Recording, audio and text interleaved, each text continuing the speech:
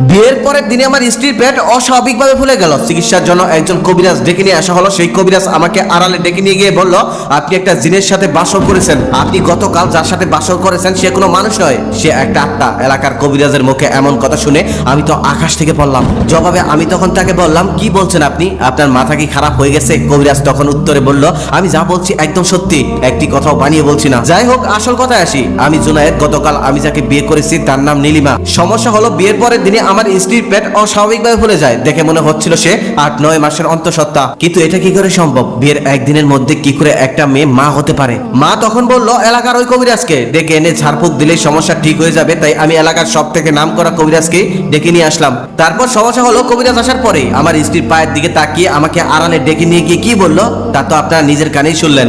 আমি তখন কবিরাজকে বললাম, আপনি যা বলতেছেন তার প্রমাণ দিতে পারবেন তো? কবিরাজ তখন বলল, আমার কোনো প্রমাণ দিতে হবে না, আপনি নিজেই তার প্রমাণ পেয়ে যাবেন। আমি তখন বললাম, কিভাবে? কবিরাজ তখন বলল, তুমি তোমার স্ত্রীর কাছে গিয়ে পা দেখতে চাইবে। যদি সে কোনো সাধারণ মানুষ হয় তাহলে সে তোমাকে পা দেখাবে, আর যদি সে সাধারণ মানুষ না হয় তাহলে পা দেখাতে চাইবে না। আর যদি পা না দেখাতে চায় তাহলে তুমি বুঝে নিও সে কোনো সাধারণ মানুষ নয়, সে একটা ভয়ঙ্কর আত্মা। কারণ আত্মাদের পা মানুষের মতো সোজা থাকে না, আত্মাদের পা উল্টো থাকে। আমি তখন কবিরাজকে জিজ্ঞেস করলাম, তাহলে তার পেট ফুলে যাওয়ার কারণ কি? কবিরাজ তখন বলল, সে মা হতে চলছে। আমি তখন সেই কবিরাজকে অবাক হয়ে বললাম, এটা কি করে সম্ভব? একদিনের মধ্যে কি করে মা হওয়া যায়? কবিরাজ তখন বলল, এর ব্যাখ্যা আমার কাছেও নেই, কিন্তু সে যে মা হতে চলছে এটা একদম সত্যি। কবিরাজ তখন উল্টো আমাকে জিজ্ঞেস করলো, আচ্ছা বিয়ের দিন আসার সময় কোথাও কি তোমাদের বরযাত্রীর গাড়ি থামিয়েছিলে? আমি তখন একটু ভয় পেয়ে গেলাম আর বললাম, হ্যাঁ, একটি জঙ্গলের ভিতরে আসার পর আমাদের গাড়িটা নষ্ট হয়ে গিয়েছিল, আর সেই জন্যই সেখানে আমাদের গাড়িটা থামাতে হয়েছিল।